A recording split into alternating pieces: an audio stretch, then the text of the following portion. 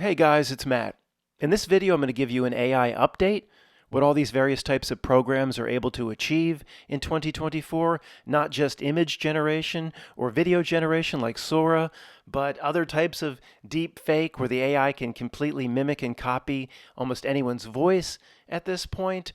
About once a week, I try to watch a full video just to keep abreast, that's a real word, as to what this AI is doing. And I usually watch the Matt Wolf channel, but not always. And of course, you wouldn't come here just for that. You can get the AI updates somewhere else. Of course, we're going to dive into what is the notnilC's end goal in using all these now literally hundreds of different AI tools coming from all these different companies, which of course are just developing on their own. You'd have to be one of those people to think that this is some way coordinated and then will someday be used against the people. Who would possibly think that? So there's a brand new AI image generating tool in town. There's been a lot of claims out there that it is up to par with Midjourney and in some cases even does a lot of things better than Midjourney. So in this video, I want to explore Flux 1 from this brand new company called Black Forest Labs. You enter your prompt, we can see where it generates the image, and we have a few advanced settings like a random seed, width, height, and number of inference steps. And let's go ahead and just do a wolf howling at the moon and run this glyph. You can see it's looking at my basic prompt, and then it's optimizing that prompt, and now it's generating an image based on that optimized prompt. And here's the image that it generated. Pretty dang solid, honestly. One quick disclaimer, I'm not an expert at all in this area. I watch 1 or 2 videos a week, but I always watch those videos and relate it. And what do I do here? What is the notnilC ultimately up to? That is one of the big focuses of this channel. I don't care about the AI specifically. I care about the AI in context of how the notnilC will eventually use it. I might as well get right to the conclusion. They want the real human to step into a completely digital environment, whether they know it or not. I mean, we're going to talk about that a little bit later. Last thing, I've never used these tools. It's not like I'm afraid to use them. I think it's like some sort of demonic Ouija board where a demon's going to come out of the computer if you play with this too much, or playing with a Ouija board, putting in too many prompts, or I'm afraid of Bill's wrath if he finds out I'm secretly using an AI image generator. At this point, I just choose to stay away from it. I kind of see where the notnilC is going with this, why it's trying to collect up so much data from the human interaction with it, putting in prompts. Don't like what I believe the notnilC is going to do with this. As of now, I choose not to use it. At some point, if I feel I need images for this channel that I can, the way Bill makes funny posters to kind of embarrass the minions of the notnilC, if I need to do that, or I could use it to my advantage in getting people to see how this reality works, I might have to use it someday. But as of right now, I choose not to. If you use it, I think that's fine. Now, this image is kind of the key, and a little disturbing to me as to where I see this going. See if you agree with my conclusion. Matt Wolf put in a very simple prompt, a wolf howling at the moon. Okay, then he got the image back from the AI generator. He didn't put in all of this. A majestic wolf with lustrous silver. See all this detail? It's coming back from the AI on the back end. That's what's different. It's almost like the AI is trying to train the human. This is what's a little disturbing to me. Let me see if I can get this out properly this time. So if you're familiar with this, give me 45 seconds, guys, to bring everybody up to speed. Matt Wolf, not to train these programs, but that's part of it too, to gauge what program is best, he'll usually put in a very simple prompt, whether it be into DALL-E or Midjourney or the image generation tool in ChatGPT 3. He simply puts in a wolf howling at the moon. So he did it again with this new program from Black Forest or whatever. And again, one other proviso, maybe other programs are doing this now, but this is the next evolution of how the AI is like trying to train the human. So the image comes back, but then also the details of the prompts that the AI generated on its own comes back in incredible detail. A majestic wolf with lustrous silver and charcoal fur. Matt Wolf didn't put in any of that. He put in just a wolf howling at the moon.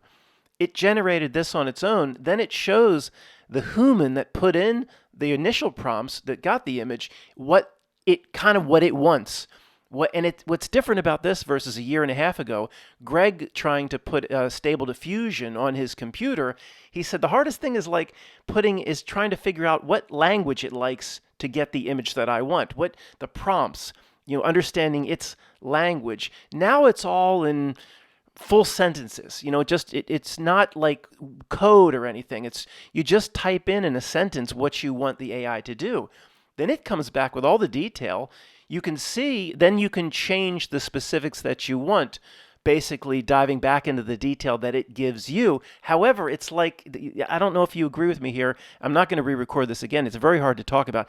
It's like the AI is training the human on the back end as to what it wants, or training the human at least how to think like the AI, so the human then can put the prompts in more accurately. I don't know if this is coming out. It's like a weird loop. I see the AI in a way training the human here. We'll go with a hand-drawn illustration of an angry penguin. And this actually looks like a pretty good image, but it doesn't really look hand-drawn in my opinion. So I can see where maybe it's missing some of that detail. Let's try an oil painting of an angry penguin. And once again, it looks pretty good, but it doesn't scream oil painting to me. Is it designed to do realism really well? Yeah, I would say that the team did a lot of work on aesthetic training, right? So let's test a photorealistic image. Let's try a photo of a man with a beard on a city sidewalk eating an ice cream. And it's pretty darn good. I would say our dude might be sniffing the ice cream more than actually eating it, but it's pretty realistic looking. Let's go ahead and try another prompt. And let's do a woman taking a selfie on a tropical island with the beach in the background, and let's see what we get. Now, that's not bad at all. I can tell it's AI. It doesn't look ultra realistic to me, but that could also be the prompt optimization that I put in. Let's go ahead and build a even simpler workflow where we just enter our prompt here and then just generate the image. So we'll just put prompt, and we'll have it just use our input to generate the image here, and we'll use Flux Pro. And now we have a very, very basic image generator. I'll go ahead and publish it so we get that other user interface. And now it's not going to optimize by prompts. This is going to come straight out of the image generator. Let's do a portrait of a woman in a corporate setting about to give a meeting. And we can see it generated a pretty realistic image. You know what's really funny about some of this, guys, and so ironic in this era of inclusion and body positivity and all this bull crap that it's inundated with all day long. Every single image, not every one, but these AI images, if you just put in a general prompt, it's always the beautiful people. I mean, just fascinating. Well, why does it do this? Who trained it? It has to be trained, right? Who trained it to do this? To me, I'm always skeptical. It's notnilC messing with us. I'm always going to take that side. Maybe I go too far. I understand some people say, Matt, it's not always a conspiracy. Maybe sometimes I go too far. But why does it have to do this? See, isn't it ironic? I don't know how to talk about this. Isn't it ironic in this day of Lizzo is beautiful and all this stuff? The AI returns just beautiful person after beautiful person after beautiful person. Let me just show you this segment. He continued to do the prompts. A woman about to give a business meeting. Oh, here's your typical women about to give a business meeting. They look like every woman that I've ever seen trying to give a business meeting. Look at these women. I feel like Midjourney still has it beat by a little bit on the realism here. These images look much more realistic, much more like something you'd actually find on a stock photo website. But they also kind of look the same. There's nothing that says about to give a meeting in any of these images, where the glyph version, she's clearly about to give a meeting. Did you catch that? He goes over to test it at Midjourney, and he has the gall, Matt Wolf has the gall to say, these images beat the other program from a realism perspective. He says, quote, when she's up, they look much more realistic. What kind of women have you been dating, Matt Wolf? I understand some doors may open for you when you get 600,000 subscribers. I've been in a few business meetings, and every single one in a row, back to back to back to back, didn't look like a supermodel better than, what was her name? Stephanie Seymour when she was dating Axl Rose. No, this isn't realism, Matt. Who you been dating, my man? These images look much more realistic.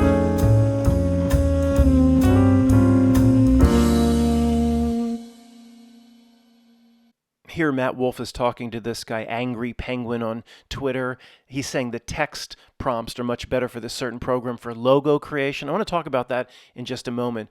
But just to recount, guys, some of the comments that came back when we first started to talk about this AI, and this Midjourney program came out in Stable Diffusion, and we were just kind of blown away about 2 years ago. How can a AI create photorealism in images? And the first comment, and I'll never forget these comments, was, "It's just programming." I mean, it really, it's just, maybe there's a place we can meet in the middle. It's just programming, Matt. If on line 10, if this, then go to line 20. It's just code and programming. Maybe we can meet in the middle. At some point, it might have been just programming, but at some point, it learned to, let's say, for a very rudimentary descriptor, it learned to program itself. It's not just programming, and coders do. At some point, I don't even think people like Sam Altman at OpenAI, I don't even believe they fully understand how it works. So at the basic level, that comment is completely proven at this point to be completely wrong. It's just programming. Another comment that came under one of my original videos about the AI image generation tools about 2 years ago that I'll never forget, somebody said something like, "I'm an artist by trade, it's how I make my living, an artist," or whatever they do, "and I'm not concerned for myself or my industry." And I was like, what?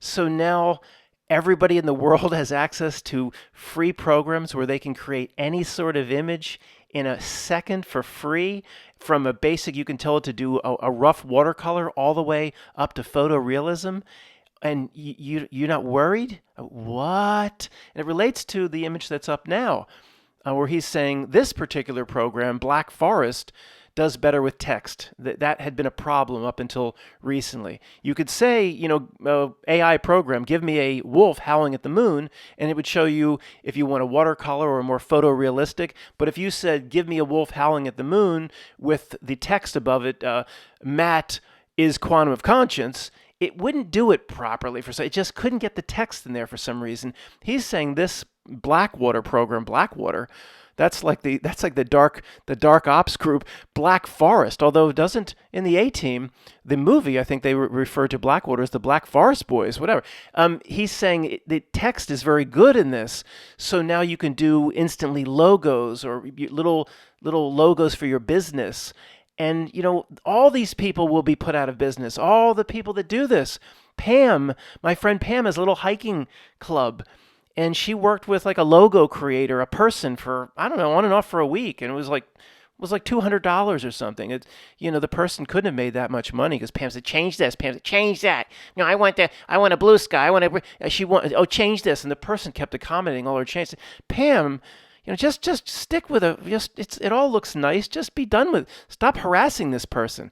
Paid her like $200. There's thousands of people that work with little businesses to create little logos. They don't make much money. They're all out of business in the next 2 or 3 years. About 10 years ago, we started to get a sense that the people that can work with their hands, do real things, an electrician, a plumber, what Greg used to do for Mitsubishi, pumps, water pumps, sophisticated machinery type things. These are the people that will always have a job, who will become the new bourgeoisie. Now, before, for anybody under age, say 35, before 10 years ago, it was, if you're in computers, if you're a coder or in hospital systems, say 10 to 20 years ago, 25 years ago, you'll have a job forever. And it's still that way. If you're a programmer, administrator for, again, hospital systems as it codes its billing for Obamacare, for example, it's still booming, but we can see now, they'll have jobs for, 5 or 10 years. It'll take a while, but those jobs are gone.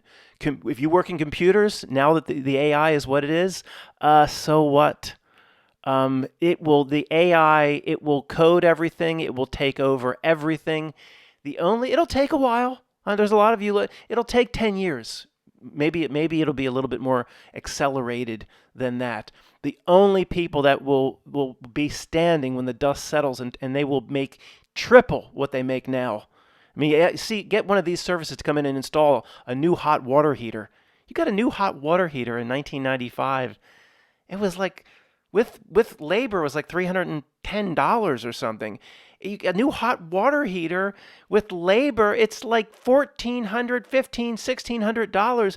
These people just enter your house. It's a couple $100. A plumber, electrician, or whatever. It depends where you are in the country and who you know, of course. But let's outside Philadelphia, all these big Horizon services. If you see that yellow van, if you see that orange van pull down your driveway, you better be ready to fork out a couple $1,000. Horizon services. And are you kidding me? It's the closest thing to highway robbery that exists.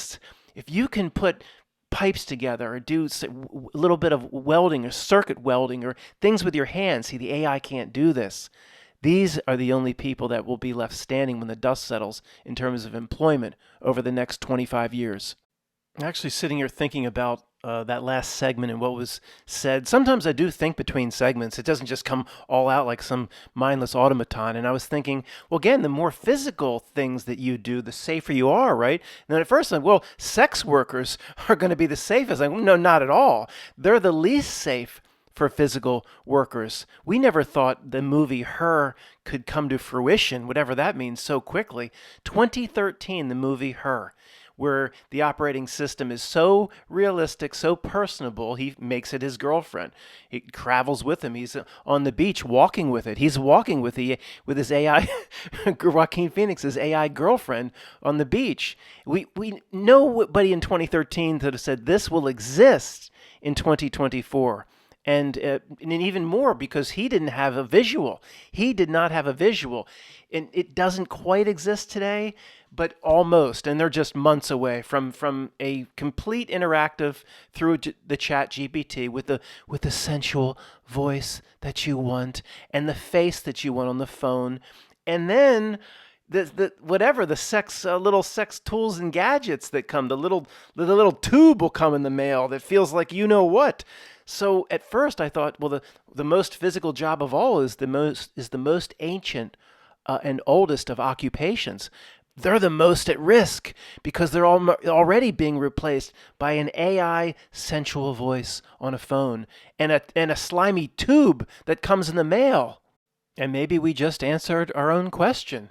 Why is all the AI women that are produced via simple prompts all beautiful women? In the same video, took this right from the same video, Matt Wolf testing out, I believe, still the program called Black Forest. Give me a woman standing on a beach doing a selfie. And of course, this gorgeous, beautiful woman comes back. You have to actually try hard with the prompts to get an average-looking woman or an ugly woman.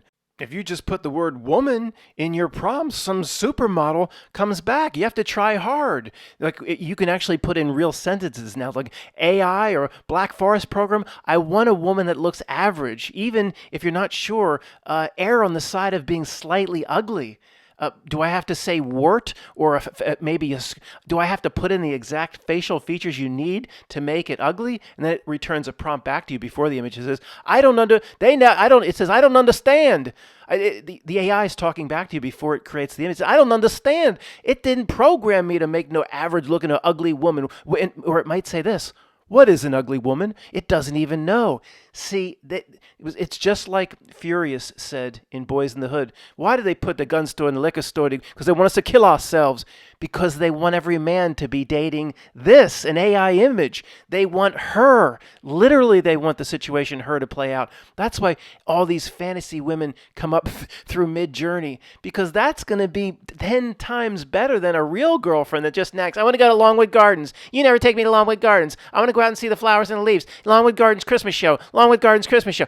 The AI won't do any of that to you. It can't cook you eggs in the morning, but there's some advantages. The AI is not, and the notnilC is not stupid.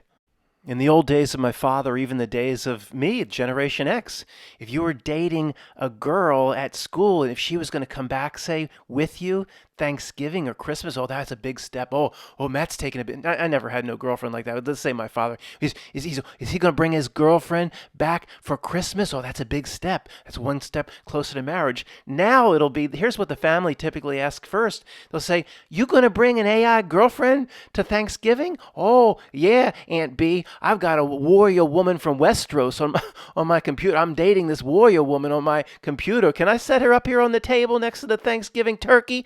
It'll be, what AI program are you dating? And then the family will ask questions about that at Thanksgiving. I'm not joking.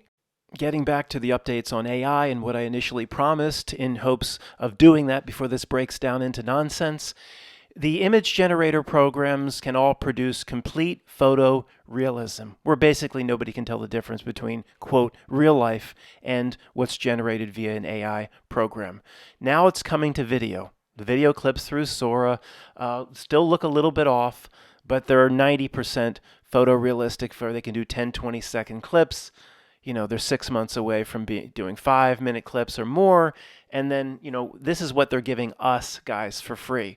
So what does, quote, DARPA have access to? Of course, anything can be completely faked with complete realism, probably for, 25, 30 years. The mission to Mars, that movie is already done. They just simply don't need to roll it out yet, or they would have rolled it out. It's already done, like I've said. Any voice can be completely faked with 100% realism. If you ever hear me say some really stupid things, as I've said, it's not me. Although at some point I am going to break down and go crazy, and you'll be there when it happens. But you'll know the difference. You'll know it'll be like soulless nonsense. This is the real spiritual being talking to you. It'll be Joe Rogan's soulless nonsense, but it will sound just like me. So be wary. All the voices can be completely deep faked. Everything can be deep faked. The Chat GPT and the language models, the LLMs, the large language models, are continuing to progress, where you can chat with it and then it now remembers what you chatted about last time, and you can tell it to forget everything you just talked to it about. Oh, sure, you can trust it. You can trust it. It'll erase its own files. It's not sharing that with the Pentagon. Come on. About a year and a half ago, you had to put in the prompts that it understood. To understand the way it thought. Now you can just type a sentence. Type in, I want to see a wolf barking at the moon. And then it will come back and it'll show you all its prompts.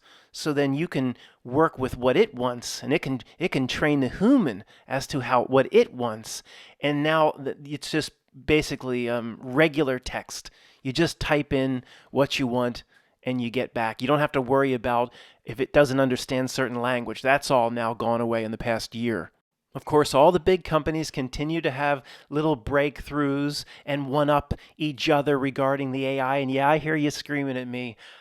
There aren't independent companies working on their own. Of course, they're working together in some way under the sick umbrella of notnilC. This doesn't make any sense. The whole story being presented to us regarding AI doesn't make any sense. If this company and this company had certain breakthroughs regarding AI, then if you had to guess, second grade class, would you keep that quiet and what's called proprietary, whatever that means? Or would you just share it with everybody and do open source like Elon Musk and his demonic programs? And it's ridiculous. You would keep it quiet. You'd say, we have things that nobody else has. We're going to put everybody else out of business. The only thing we have to worry about is monopoly status. But even Intuit, Adobe, like the PDF maker, whatever, they're involved in some way. And Facebook Meta, they all march along together. And then Matt Wolf, takes the bait. And, here's the stories that, there's real trouble at OpenAI, and this company's really competing against this company. And Microsoft, in its prospectus, it says, OpenAI and Sam Altman's a threat. But then you look closely, and Microsoft owns 49%. So how are they a threat if you own 49%? And you know what? notnilC owns, and the old money's Vanguard funds and Fidelity funds owns them all. So it's 10 major companies would be out of business because they would have missed this boat. and whether it had been OpenAI or whoever, there'd have been 2, 3 companies, and maybe they would have gotten together and said, we're going to move this forward. We're not going to share it with Microsoft. We're not going to share it with Google or whoever. But they all have little one-up breakthroughs, and they'll just, in the little meeting at the creepy table that says, you just make sure you present yourself like you in competition. This is capitalism. You're a competitor with Microsoft. But when no one's looking, you can go share that bottle of cognac together. It's an absolute joke that people can't see this. There's no possible way every company still exists. They're all contributing their own little way towards the progression of AI and continuing to use whatever they come up with to make money. Give me a break. We're surrounded by idiots. Guys, bear with me. I know you can't see this, but while I put these prompts in, see what we get back here, I'll be able to show you that. Midjourney, I have the program here. I can use the free beta version. Show me average looking woman, not beautiful, slightly fat, slash chunky, and not at all good looking. Let me calibrating. What? It doesn't know. It gave me a blue screen. It can't produce an ugly woman. Oh, look, George, an email from our nephew Matt. Aunt B, I want to share with you my latest Midjourney generated girlfriend. Now, I have her plugged into the ChatGPT version 3, so she's fully interactive, and she's looking forward to meeting all of you at Thanksgiving. Can I bring her to Thanksgiving, Aunt B? She's also looking forward to meeting all of you because we're going to be married. Okay, guys, this is going to be fun. I've typed in, can AI, I've never done this. I have no idea what's going to come back. Can AI produce an image of an ugly woman? I got to move over here. AI can't create ugly women at Reddit. What AI thinks a beautiful woman looks like? Well, it knows. Washington Post, it knows. Let me tell you. Wow, it knows. AI sparks controversy with what it thinks ugly and beautiful. Even the AI-generated ugly people are attractive. See, I've never done this before. Okay, I found something. Apparently a few of them can. This art was generated with free AI art generator, Ugly Woman. Now, I think it's a little racist because most are women of color here. The second one in, I don't know. It's hard to say, but it looks a little like Kamala Harris to a to a degree. Look, when an AI program can produce an ugly woman, it's clearly racist. Okay, guys, enough nonsense. Let me provide a more serious summary where I think the notnilC is going with all this. I'll look to your comments to see if you agree. I am going to flash these Midjourney fantasy women up during this summary. It's like a part 2 the work test for you and me. In other words, I'm about to deliver a very serious message about where this AI is going. We have to be very wary. If you can't keep your mind and eyes off these fantasy women, then you have a lot of work to do regarding part 2. I'm giving the presentation, and the fantasy women are flashing in front of me. All you have to do is listen.